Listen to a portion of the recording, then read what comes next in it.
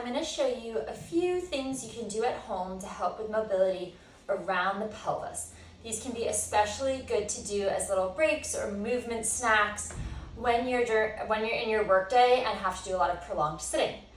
Please remember that since I'm not your physical therapist and haven't evaluated you, these are just suggestions. You should listen to your own body and stop if any of these hurts or makes any symptoms more irritable. First, we're going to try a self-release of some of the fascia and ligaments in the back of the pelvis here. These can get very tight during sitting because the weight of the trunk is coming down and sitting right on that intersection with the pelvis here. So you just need a wall available. You're going to start on your hands and knees with your feet about a foot from the wall. Cross one knee and shin over the other calf.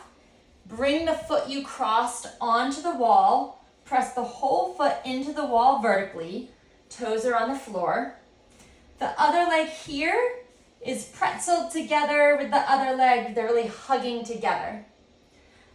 Then slowly shift your pelvis back towards the wall. You're going to feel like you can't go back as far as if this were a child's pose. That's okay. Maybe you'll feel a little bit of sensation here on the outer hip and buttocks, but don't worry too much if you don't, because this is really more, again, of a fascia and ligament release. It's not going to feel like a big, long, stretchy muscle stretch feeling. If this is too much on your wrist, you can also go down onto your forearms.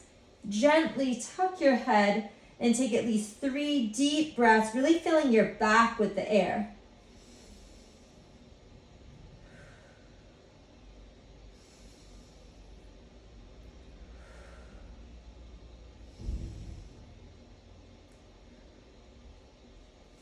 Come back to hands and knees and then switch sides. So take the other leg, fully cross knee and shin over the calf.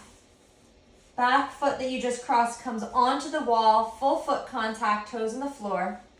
Hug the legs together. Sink the pelvis back towards the wall. Again, maybe you now feel a stretch in the outer buttocks and hip. Or maybe not, it's okay, you're still getting a nice release through this junction between the lumbar spine and pelvis. Deep breaths, slightly curling your back. Really focusing on expanding with a long inhale through the back of the rib cage.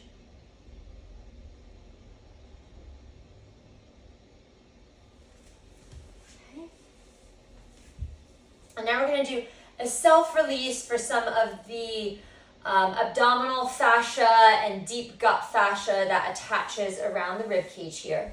So this could be done sitting in a chair or just crisscross on the floor. If it's hard to sit like this because of tightness in the back, you could sit on a yoga block or a folded blanket to elevate the pelvis a little bit.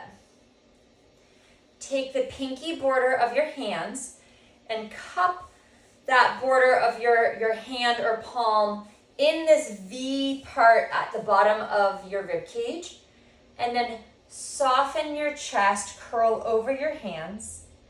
With a big inhale, you should feel that your diaphragm, your respiratory diaphragm, pushes your hands out a little bit. On a long exhale, the diaphragm softens and rises and tucks inwards. And see if you can tuck your hands under the ribs a little deeper, gently curling over the border of your hands, not forcing it. Notice if one side is harder to scoop under. If it is, see if you can take a few deep breaths, really breathing into that spot, melting into it. You can repeat that for at least 5 to 10 deep breaths. Okay, finally we're going to do a hip and pelvis mobility exercise sometimes called alternating side sit or mermaid sit. So you're going to start in a high kneeling position. You're going to sweep your arms overhead like a big rainbow. Hands come to one side, and you're going to side sit your bottom to the opposite side. Okay? You might feel a little stretch through the side body here. Again, it's okay if you don't. We're really more trying to wind up back and hips, that you mostly get a release around the pelvis versus feeling a specific big long muscle stretch. Okay, at least a couple breaths here, really feeling like you're opening through your side. And then you're going to rainbow your arms overhead and come sit to the other side. And just watch for evenness. Notice if it's harder to bring one butt cheek compared to the other to the floor, or maybe harder to reach across on one side. So you can reverse back and forth at least 3 to 5 times.